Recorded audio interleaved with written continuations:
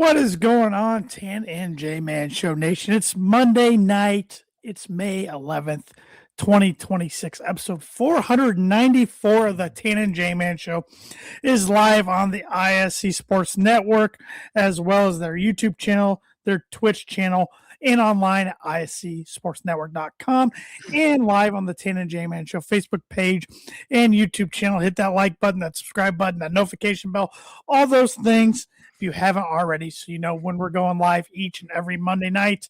I'm Tanner Lee. On screen with me, like always, a state over to the west, Josh the J-Man Mott. How are we doing, J-Man? Reporting for duty. Reporting for duty. Yeah. I'm doing all right. I saw yesterday in the Chicagoland was the last sunset that was pre-8 o'clock until August. Now we're talking. So we're talking. Staying lighter later. It's getting warm. It's supposed to be a little chillier this week here. But by the weekend, back mid to upper 70s. I like it. Especially for people who have pools like yourself and myself. It costs a lot of money and a lot of frustrations at times to get them open and get them running correctly. So let's use them. I've been dreading pool season for months now. I was even thinking in March, like, all right, I got 2 months to relax, and here we are. I'm opening her up Saturday. So. Yeah, ours has been open for 2 weeks, but now as of today, I think it's finally running properly with the help of our pool company. We use a service because we had 2 lines that were getting air into them. That were screwing everything up. Yeah, that's never good. Yeah. My pool last year moved in, and you know the story. I move in. Previous owner did nothing, and I inherited a swamp in the middle of July when it's 90 something degrees out, and it took me about a month to get that thing to where I could swim in. I swam in it maybe 3 or 4 times last year. This year, I said, screw it. We're draining it on Saturday. We're going to clean it out, refill it up. So there you go.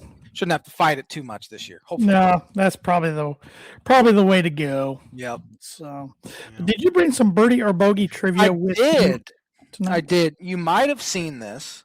Probably not. You say it every time, and I never do. Well, you did that one time. That's true. It is a sports geography question, which we've had in times past. Yeah.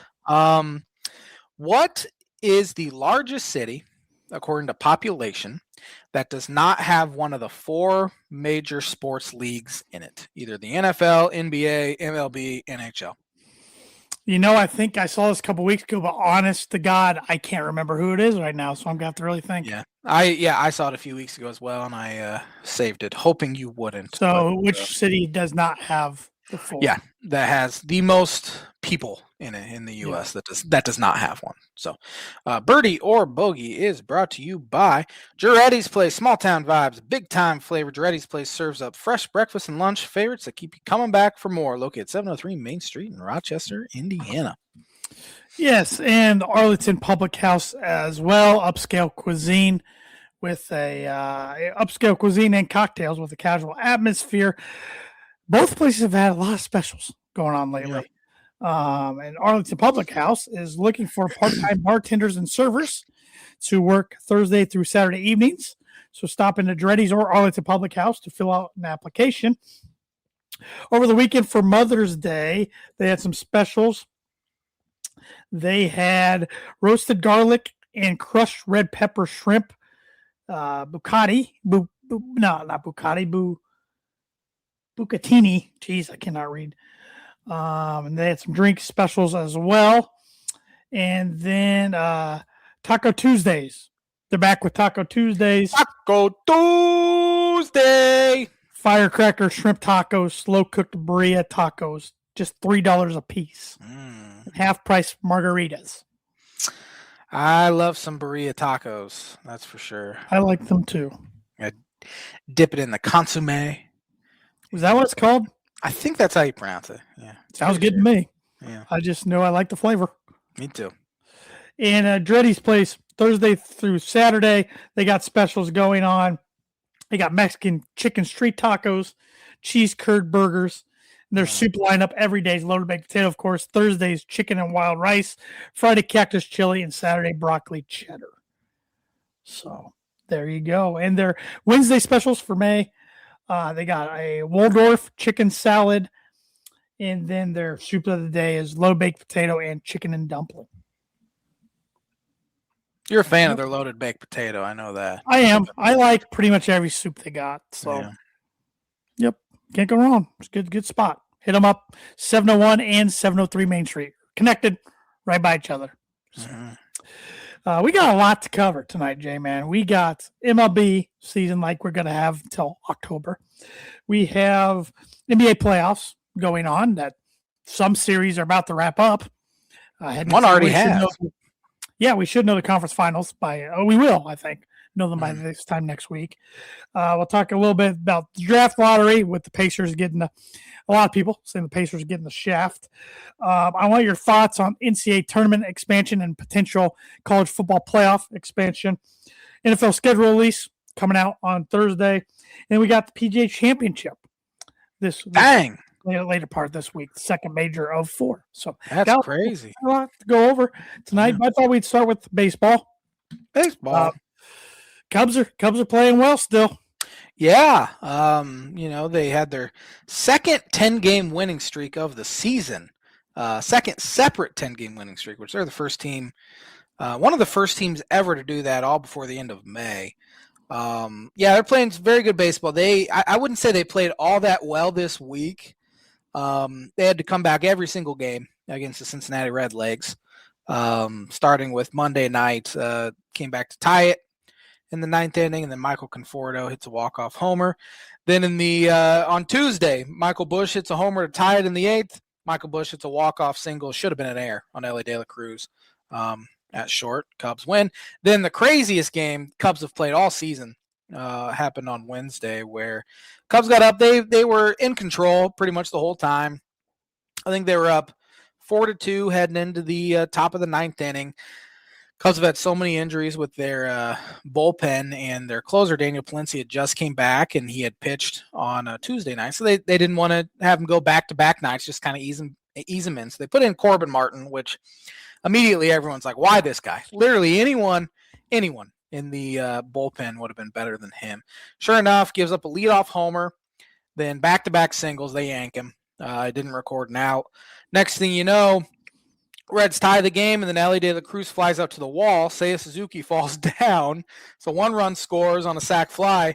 The second guy on second base, Matt McClain, scores on that same sac fly. So it was a 2 RBI sac fly. Cubs are down 2. I thought, their luck was bound to, end eventually. Then in the 9th, bottom half, Carson Kelly hits a single.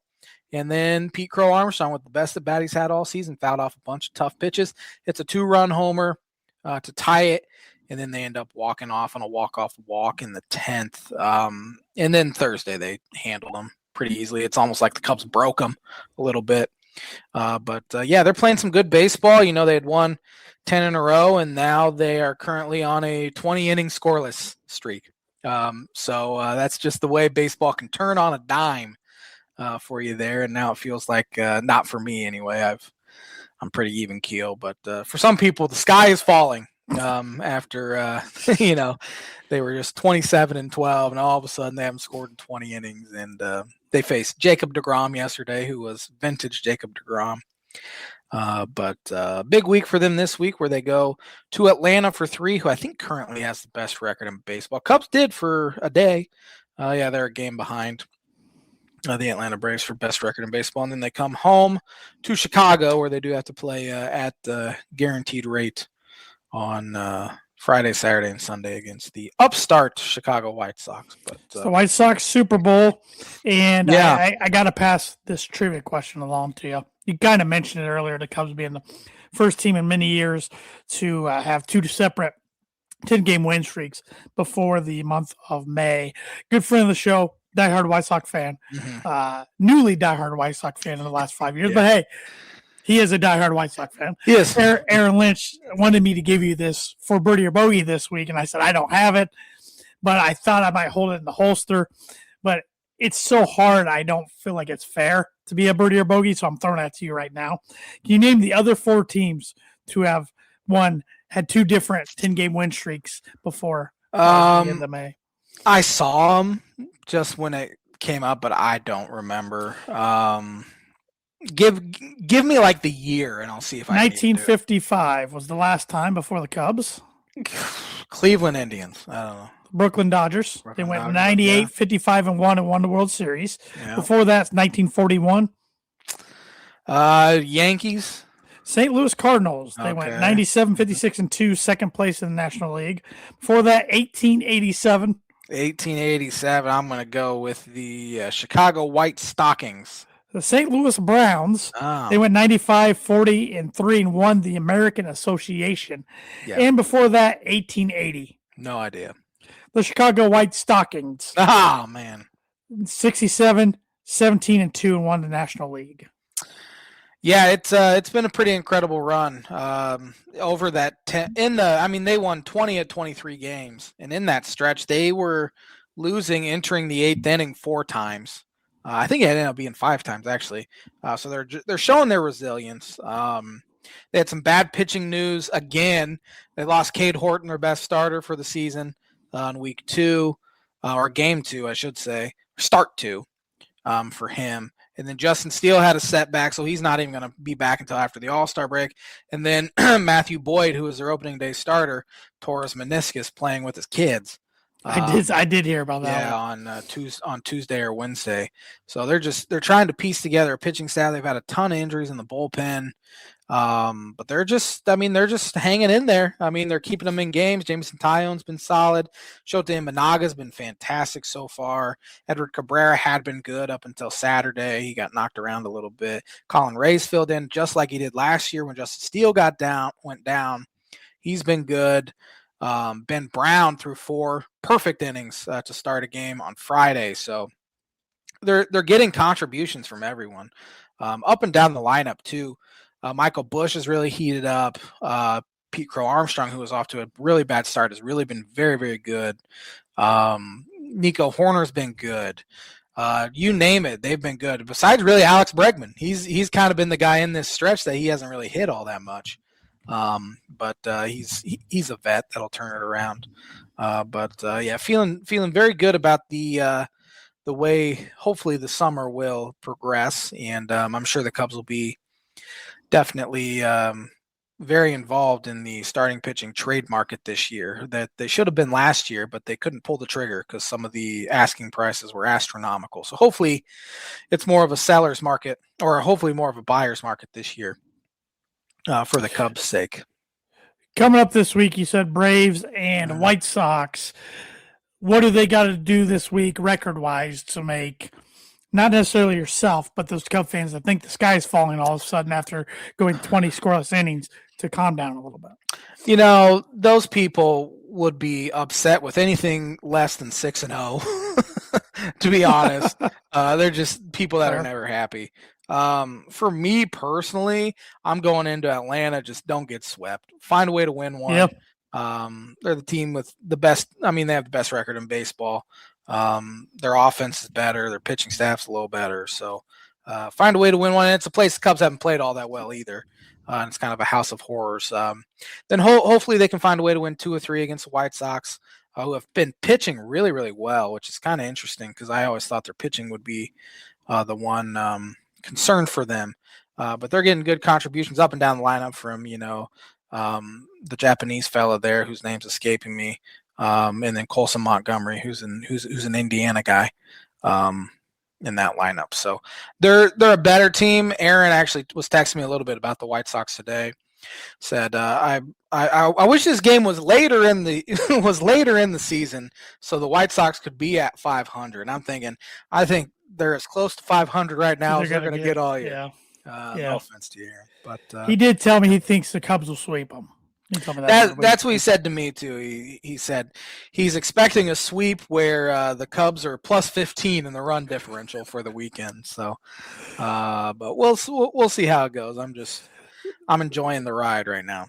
So you're saying they go 3-3 this week? I think honestly with any road stretch, hoping to get 500. You play 500 on the road, over 500 at home, which Cubs have won 15 in a row at Wrigley. Which is Do you ever remember that happening in your lifetime? No, it hasn't happened in my lifetime. I don't think it's happened since the 40s, I want to Wow. say. They had won, I think, 11 in a row at home in 2016. 2008, they had a long home win streak, but they definitely haven't won outside of 2008 and 2016 and 15-ish. Seven, I guess, really from 15 to 20, they were pretty good.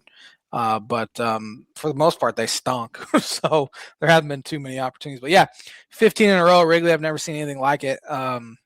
It's just the place has been rocking, which it always is. It's always, the best atmosphere in baseball, day in and day out, regardless of day or time of day or anything like that. It's always going to have close to 40,000. They're going to be loud as heck.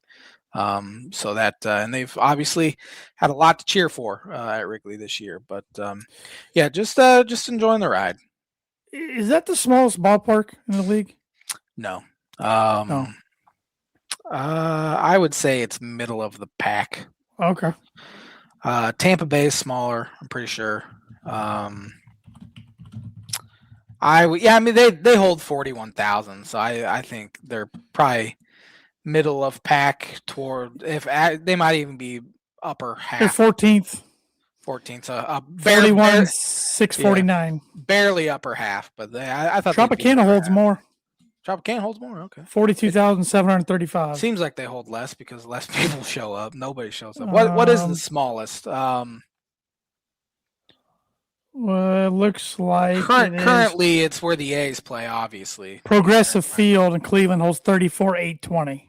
Okay, that makes sense. And then the Marlins holds 37 right on the dot. Fenway only holds 37,755. Yeah, I knew Fenway was smaller. Kauffman, which is getting replaced, I think. Yeah. In the near future. Target Field, PNC, Petco, Globe Life, guaranteed rate. Wrigley seems smaller than those because there's only 2 decks. There's only 2 levels on the main field or in foul territory, where like even PNC, you got kind of 3 levels up. A lot of these places have 3 levels up, but there's significantly less space in the outfield where Wrigley, the bleachers are packed and holds a lot more than a lot of places do in the outfield. Dodgers Stadium is by far number 1. It's the only one in the 50s, 56,353. Chase Field's number 2, 48,330. That's a big one. Seattle, 47,368. That makes sense. And Coors Field, number 4. I can see that. 46,897. Yeah. Then Yankee Stadium rounds out number 5. Yeah, I could definitely see all those. Yankee Stadium has one less seat than Coors Field. I'm sure they did that on purpose too. Probably. Actually, the Yankee Stadium was built after. I was going to say the newer one. Coors was built first. Yeah. I've been to Chase Field and Seattle. I think it's T-Mobile Park. T-Mobile Park. Yep. Used to be Safeco. Yep. But T-Mobile Park's gorgeous, absolutely gorgeous, and Chase Field feels like you're watching baseball in like an Amazon warehouse facility, kind of. Been there for a concert, which was weird for a concert too. Yeah. I've actually seen concerts at Chase Field and Wrigley Field, and State Farm Center, home of the. Well, that's very true. Final Four Illini. There you go. Hey, I'll let you get your flowers. But anything else baseball related you want to hit on? Going through the league, nothing, not a whole lot's really happened. Every team in the NL Central continues to be over 500, where every team in the AL Central is 500 or worse. So it's completely flipped. But other than that, not a whole lot going on in May, really. You'll see trade rumors start to heat up late next month into July, obviously. So it's just kind of staying afloat until then. Because, I mean, people are saying, why don't the Cubs make a move now? And I'm like, for one, it takes 2 to tango. Right. In a trade. They're going to ask for the world because you have no leverage asking for a trade now. Plus, teams are still trying. Even bad teams still haven't given up hope. Honestly, the Nationals in 2019 has kind of ruined the thinking because they were like 12 games under 500 about this point, and they ended up, playing well and winning the World Series. So they're like, if they can do it, we can do it, sort of thing. They're still trying to put butts in the seats too, where come late July, you're like, all right, we're way out of it. We need to get better for the future. But so I don't think a whole lot of trade activity is going to happen.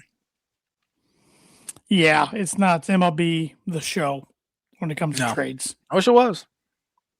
I'm sure you do. Yeah. I'm sure you do. Well, do you want to get educated? Always. On this fantastic May 11th day. Let's see what happened on this day of sports history. A lot of Kentucky Derby. I saw the winner of the Kentucky Derby is not going to play in the Belmont. They're going to hold out for the Preakness run, whatever. Not going to. Yeah, not going to play. This keeps happening more and more. It seems like in horse racing. I'm not a horse racing expert by any means, but I think they need to push the next race back further. Definitely, it's too close together. Way too close together. Yep. So, and really, I know the Triple Crown's still a big deal, but we've seen some horses do it now. Yeah. Within the last decade, 15, 20 years. So. Isn't it something stupid like 98% of the horses that ran in the Kentucky Derby were related to Secretariat or something like that? I'll believe you. I have no idea. I saw that on the tweeter, and you can believe Sounds good. You read on the tweeter. Sounds good. Yeah. Let's day 1919. Washington Senators future Baseball Hall of Fame ace Walter Johnson, who we've talked about a lot this year, I feel like on the San J-Man show.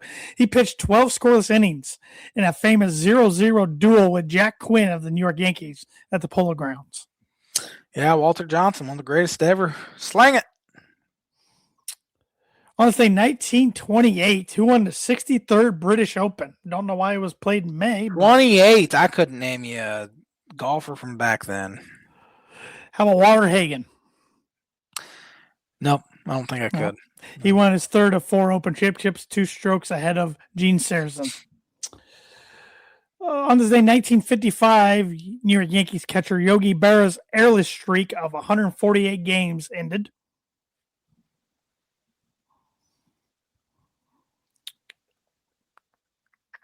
On this day, 1972, the San Francisco Giants traded Willie Mays to the New York Mets for pitcher Charlie Williams and cash.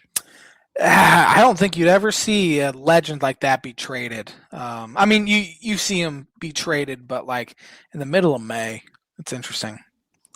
Yeah, I mean, especially now, it seems very early. Yeah. But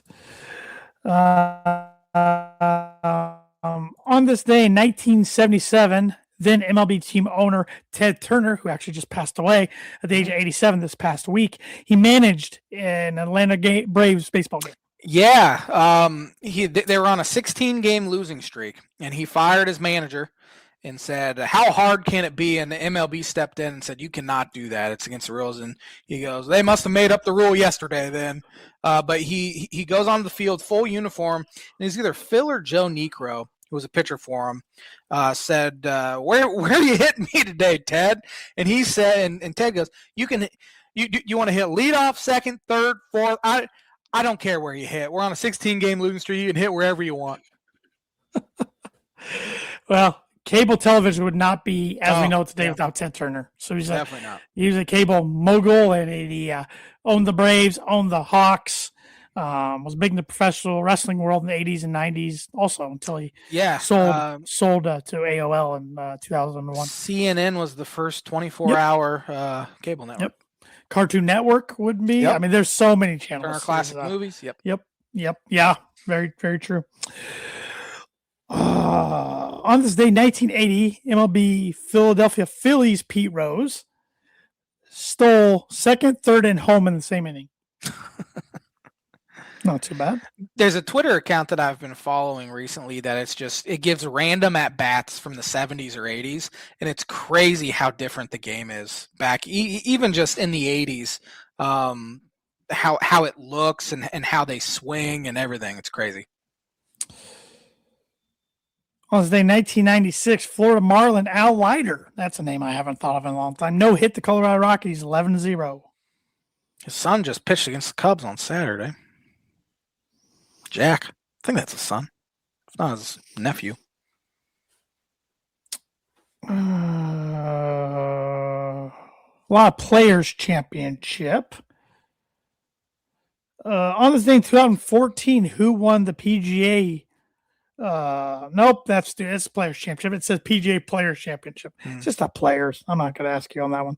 I thought it was PGA Championship. So that's going to do it. There's no on this day after 2014. Interesting.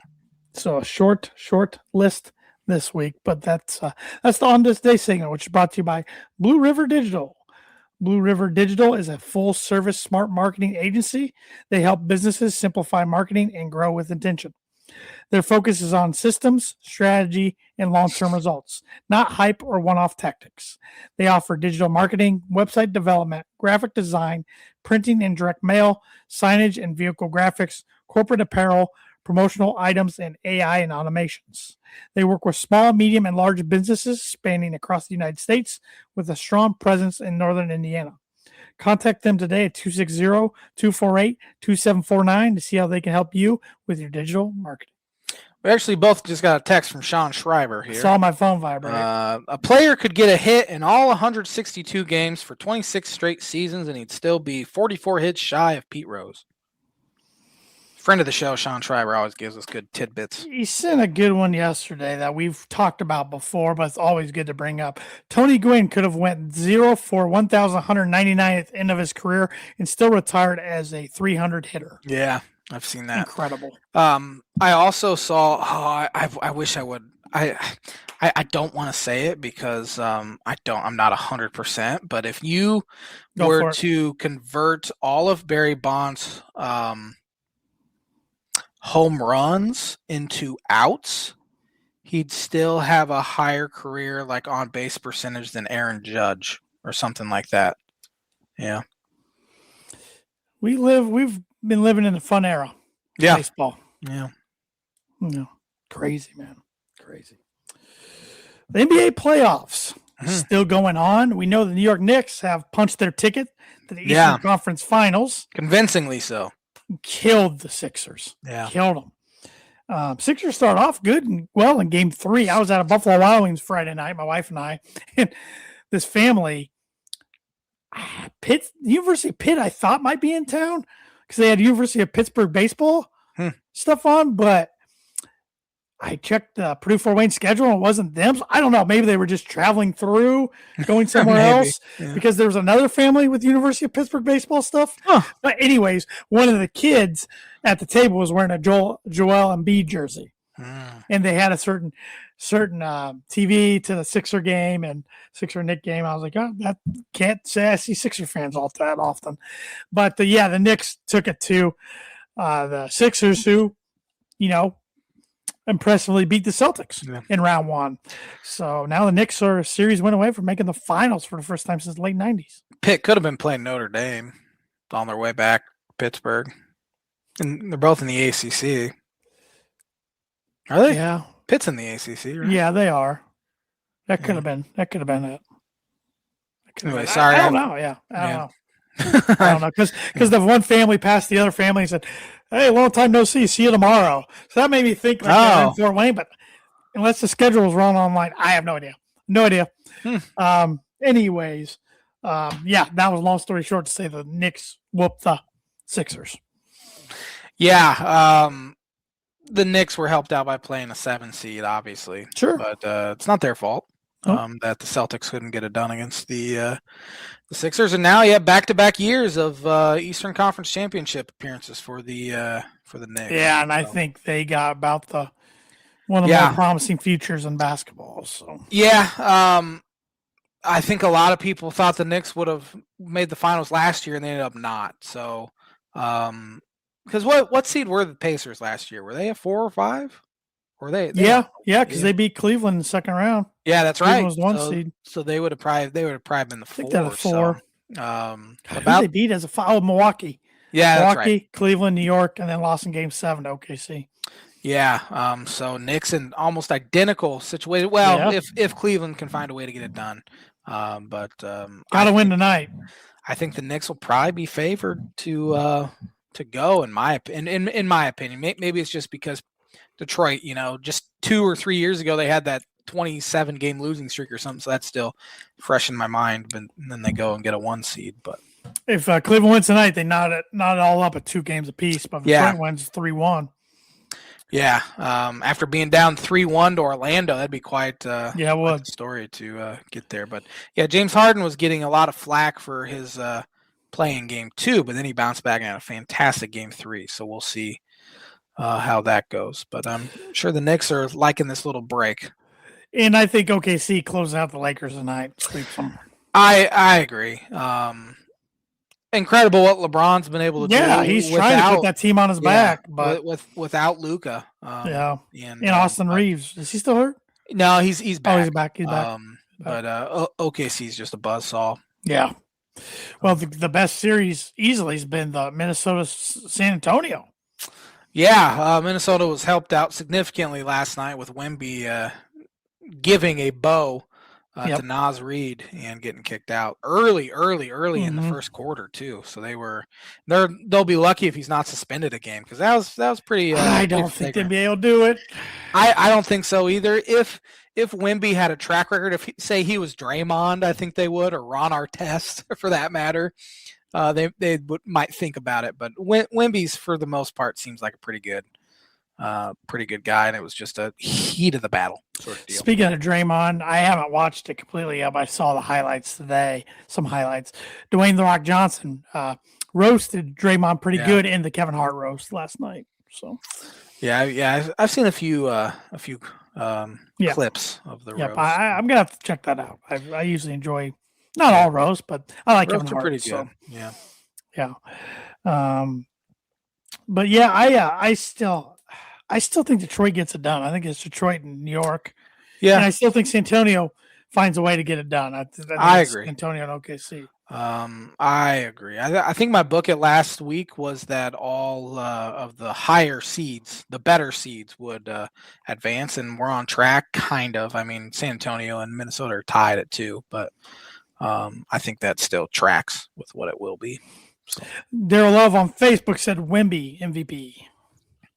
Yeah, he's pretty good. I mean, I've always kind of liked the Spurs a little bit, and I'm glad to see them back in prominence. So back with a whole different group. Yeah, young group too. Different staff. You got Stephon Castle there, who was obviously out of UConn. You have De'Aaron Fox. You have Wemby. You have Harper. Then you have the wily old vet Harrison Barnes. Yep. There as well. So they have a good mix. Another thing in the NBA I wanted to discuss was the draft lottery. Took place yesterday, which I've always hated the draft lottery. I think it's stupid. I think it's rigged. I think it's been rigged for a long time. Yeah. And the Pacers threw this huge draft party yesterday, which a lot of teams do anyways. And, you know, they took a gamble midseason, trading for a starting center to the Clippers, knowing there was a possibility they weren't going to get this pick. It needed to land in the top 4, but everybody thought it was going to. Heck, they might get number 1. It was going to be their first top 4 pick since 1988. Nope. Ping pong ball comes up 5th. So that pick's going to the Clippers, and the Pacers don't have any pick in the first round after winning 19 games. That's rough. That's rough. You don't know what Halliburton's going to be like next year. You obviously don't have Miles Turner anymore, so that's a rough, especially in a generational type draft too. That you have guys that'll be going in the 6, 7 spot when a lot of drafts they'd probably be going in the top 3. You know, that's a rough break. Well, and like the Pacers, I feel like are in a 2 to 3 year window, and that window's closing. And like you said, Halliburton, you hope to think he's close, if not back to what he was when he comes back. They're supposedly going to be aggressive in the offseason with free agent signings and trade, but historically the Pacers don't get a lot of free agent signings.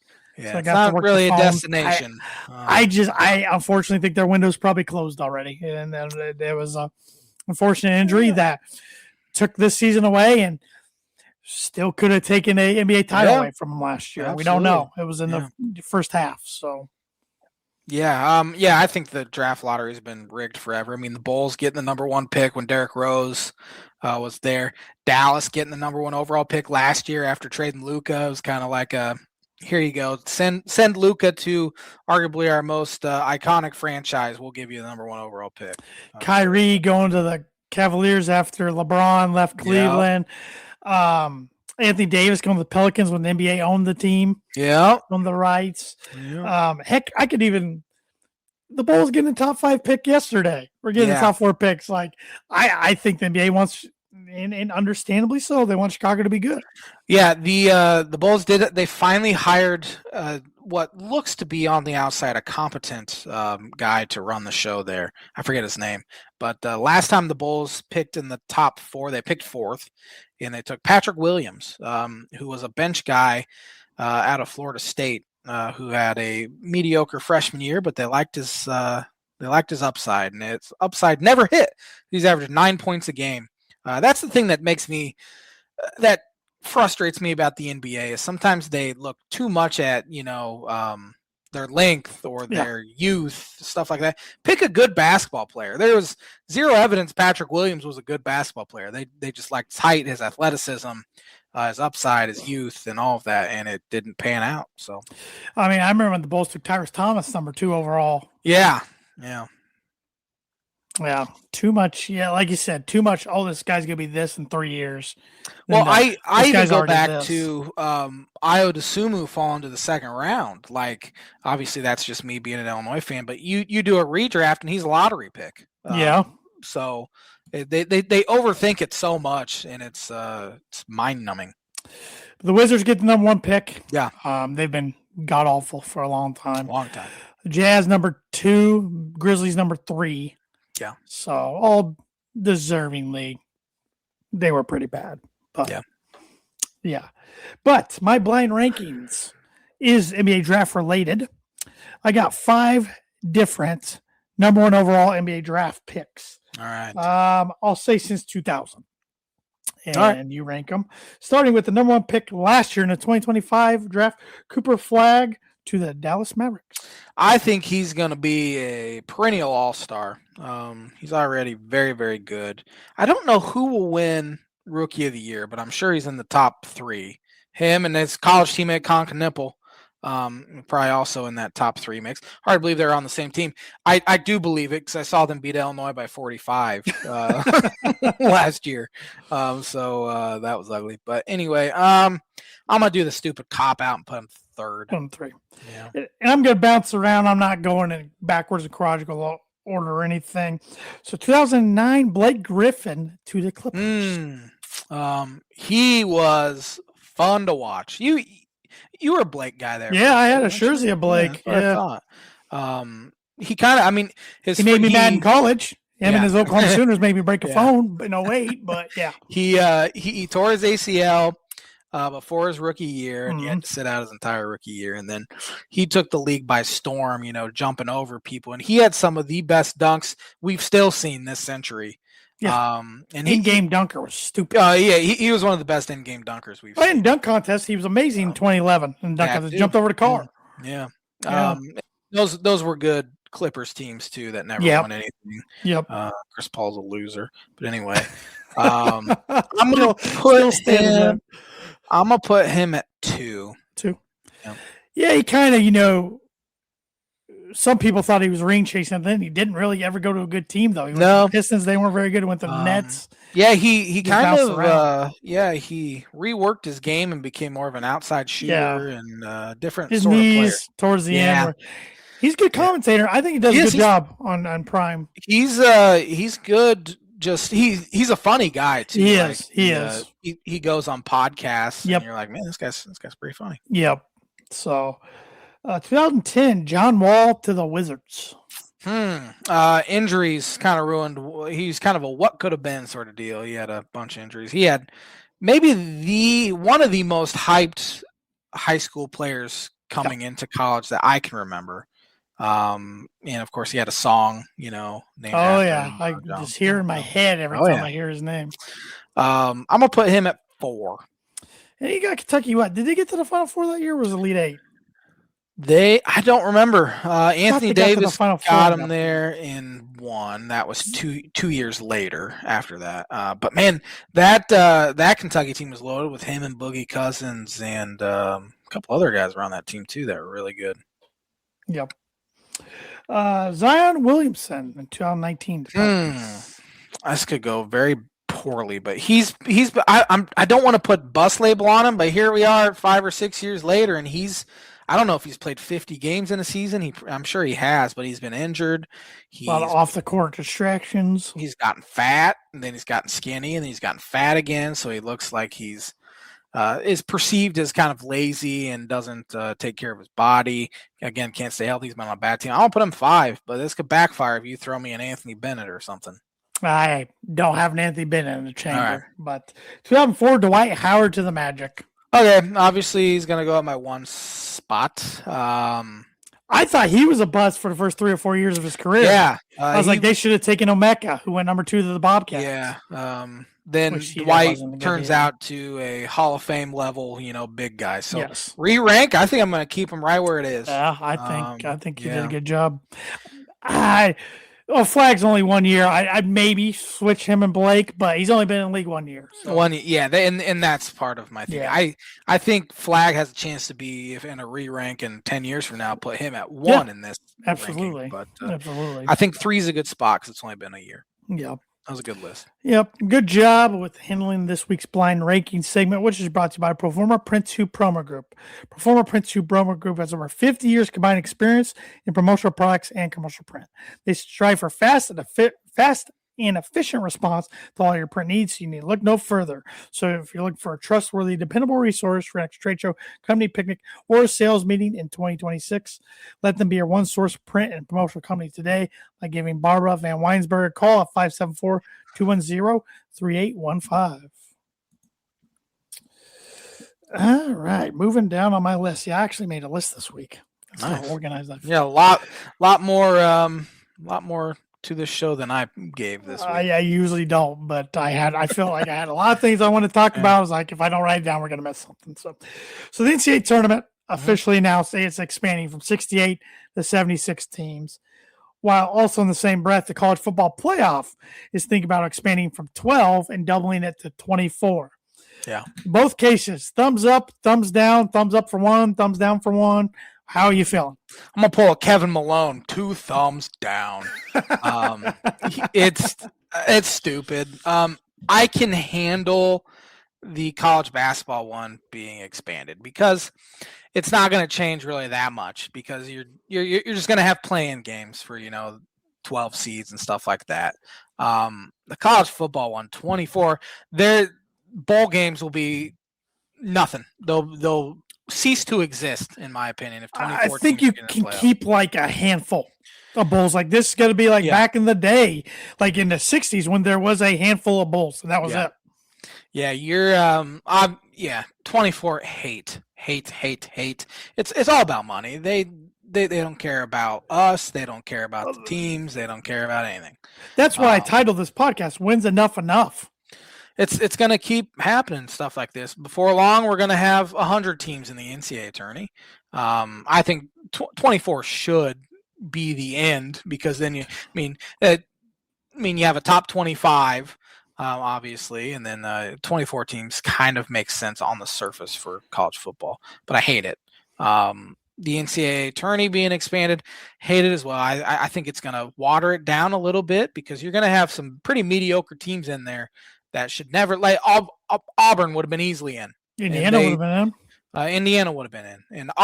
And going back, I don't think I even said this a few weeks ago, 6 weeks ago, whenever the season ended, but I give credit to Auburn because they, were trying to, sell themselves to the committee. They didn't make it. They go in, win the NIT. So credit to them. Shouldn't have been in the NCAA tourney, but they would be if the thing was expanded to 76. I don't remember being all that upset when they expanded to 68. I didn't like it, but I was like, it's 4 more teams. Yeah, it's not going to change that much. This is going to change some. It's going to change the schedule. I think I haven't heard anything. Have you heard anything about what the schedule could be like? I thought it eliminates the first 4 now. So the Thursday, Friday is going to be. I don't know. I thought I read that somewhere. Or is all of it going to be Tuesday, Wednesday, and then you have your normal Thursday, Friday, Saturday, Sunday? See, and Ray Davis on Facebook put 2 thumbs down, said especially for the women's NCAA. And he brings up a good point for both the women's and I can say also for the men's. He said there isn't 65 women's teams unless you are going to reward the mid-level conference champions an automatic bid. I would be okay with it if they do reward the mid-levels that had a great year, won the regular season, but lost their conference tournament. But you and me both know they're not going to. They're not going to. Exactly. They're gonna bring in the money makers. Yep. They don't care. Nope. But no, I'm 100% with you. Expand it if it means you're gonna have more at-large mid-majors, like as you said, Miami of Ohio wasn't at-large. Yep. But you have other teams. I mean, Belmont's been good for a long time, and they've never been an at-large. Teams like that, sure, they have a chance to make the NCAA tourney and maybe make a little bit of noise. Right. But it's gonna put in the middle of the pack to bottom half of power leagues that make it. Teams like Auburn or Indiana or Oklahoma or stuff like that from this past season. Well, and going to the college football playoff, if they do expand from 12 to 24, I mean, that's a big jump. And we're not just going like 14 or 16 or 18.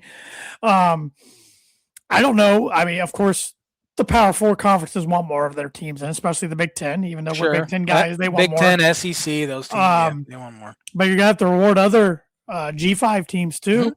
Definitely. And you're going to have to start this thing pretty early. Yeah, well, it's going to eliminate conference championship games. Which I'm fine with that. Get rid of them anymore. Yeah, they used to serve a purpose. Not anymore. No longer. I think it has to start dang near immediately, in my opinion, because you can't be playing college football games into February, and that's the way it's trending anyway. Start it immediately. Well, and if this happens, if this sticks, I could see in the future delaying the start of college basketball season. I would hate that. Absolutely hate that. I mean, I could easily see that. Now going to be having April Madness instead of March Madness. One thing that kind of sucks as well is now those rivalry games, last game of the year, going to mean very little. Ohio State, Michigan, they're going to be holding players out. Yeah. And that's my biggest gripe with all the change in college athletics. We're losing traditions left and right, and nobody cares, and it sucks. Yeah. It sucks. Like the Indiana team today that visited the White House, which they did. If not everybody knew, they gave President Donald Trump a helmet and his own Trump personalized Indiana jersey. And I'm going to stop it there. Don't want to go down a rabbit hole. But he serve him Wendy's or McDonald's or whatever he did maybe a few years ago. I forget who it was. He pretty much said he loves himself some Kurt Signetti, which of course. But gosh, where was I going with? Oh, here's where I was going with this. I've said this before on the podcast. Like I should hate Fernando Mendoza's guts and a lot of those guys on that team, but I don't, because a lot of them were only there for a year, maybe 2 years, and I didn't get to watch them over 3 or 4 years and develop that hatred through a fan rivalry. I just wish we could go back in time with college sports. Yeah. I wish we knew we were in the good old days. While we're still in them. Yeah. Ray Davis on Facebook says just evidence that they don't care about the academics for the college athletes because of all the travel time. They're pros now. That's the reality situation. It was a joke, 10 years ago, Cardale Jones, they didn't come here to play school. That literally is what it is. Yep. In fact, the famous, I forget his name, but he's the agent of Nikola Jokic. He's the agent of all of the Illinois Balkans. He said, why would I have them visit the school? If the basketball's good, I'm going to send them there. That's what he said. Yeah. And that's the reality of the situation. They are professional athletes that just happen to be at a school. Now, do you think for a college football playoff, it weeds out like a dark horse within the 24 of winning it? Like, do you think more times than not, the legit best team will now win? I think that was the case for a long time anyway, but I think this furthers it. It's so much more difficult for a Cinderella type story in football than it is basketball. Sure. And I think absolutely this hinders it significantly further. I did too. Being 24 teams, horrible program right now, like a Purdue, if they would strike magic 5 years from now, maybe they could get in the playoff, but are they going to win it all? I think probably not. Illinois this season ended ranked. They would have been in. 23rd. They probably would have been in. So, I mean, from that standpoint, it's fun, but it's like still, you'd rather win it 12 teams than 24. It also changes expectations. Where just making the playoffs no longer good enough. You got to win it. Ray Davis says, "Will this help with players sitting out because of the players going into the draft?" Maybe.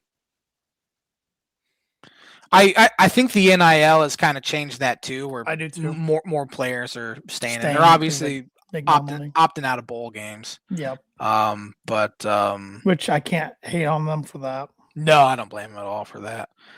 Yeah, it's just it's a different world, and I miss the old world. But at the same time, the old world, my Illini basketball team stunk. So, Yeah, I hear you. Any other thoughts on the changing college athletics? No, right now. It seems like it's a major change every single year. Something happens that's just going to make things different.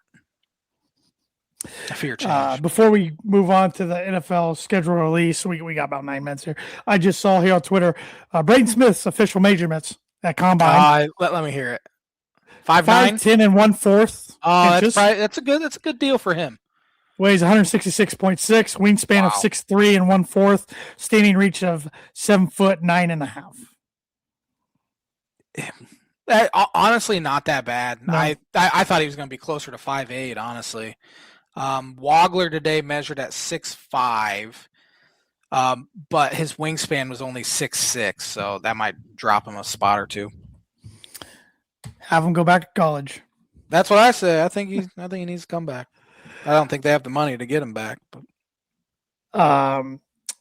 NFL schedule release Thursday. They always make a big deal about it. It is fun from a fan standpoint. If you're looking to go to a game, you can kind of try to plan that out.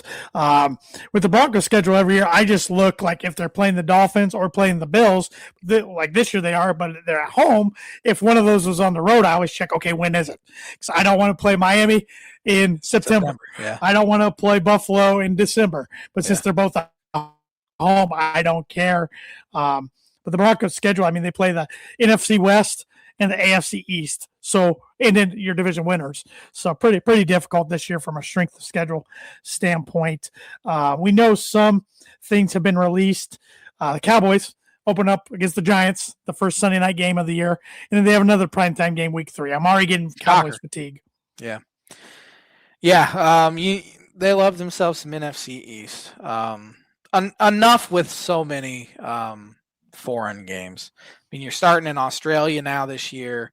It's oversaturated. I love the NFL.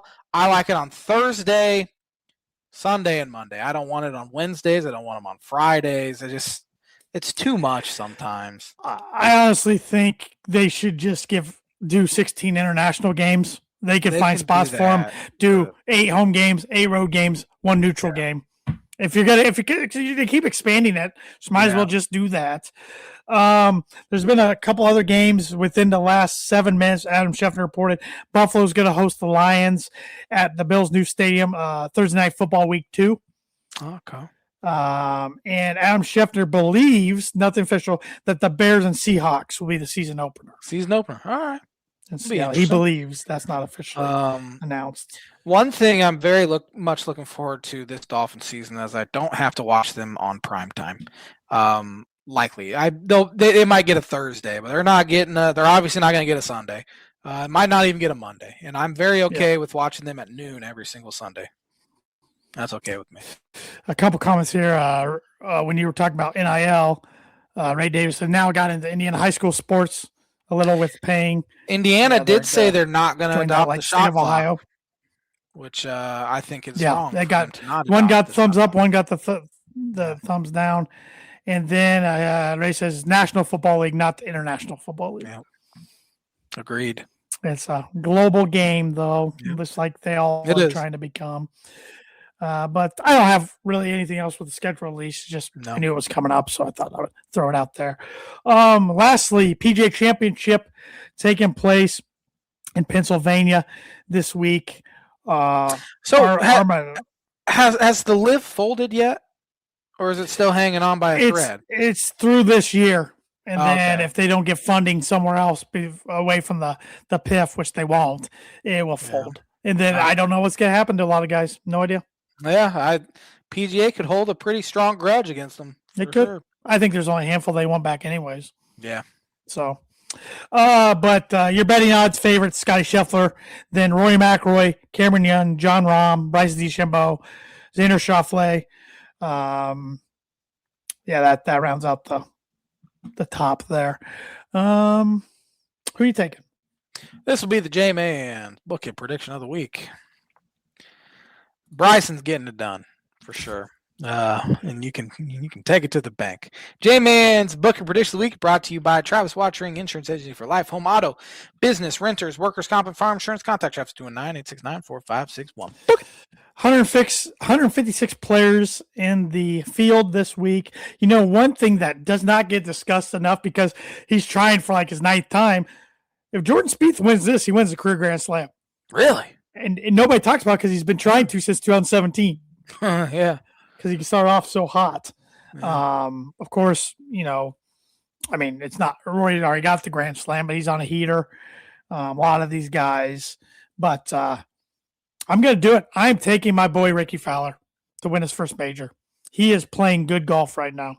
Interesting. I think this is as good a time as ever. That would be quite a story to do it. You know, 30, whatever, 6, 7 37. years old. 37 years old. And he's been close many times. He last 3 tournaments, all top 10 finishes, including a tied for runner-up yesterday, which he started the day 7 shots back, and then at one time on the back 9 had a solo lead. Wow. I just had, unfortunately, missed a short birdie on 16, bogeyed hole 18. Lost by 2 strokes. There was nobody else between him and the leader. He was tied with another guy. But it made me as a fan feel better knowing that he lost to a guy 15 under when he was 13 instead of getting to 14 and being only 1 stroke back. You know what I'm saying, from a playoff. Mm-hmm. So he's at 50-1 odds. Not terrible. He's got better than Spieth. Spieth 66-1. So why not? Why not? He's playing good golf. Why not now?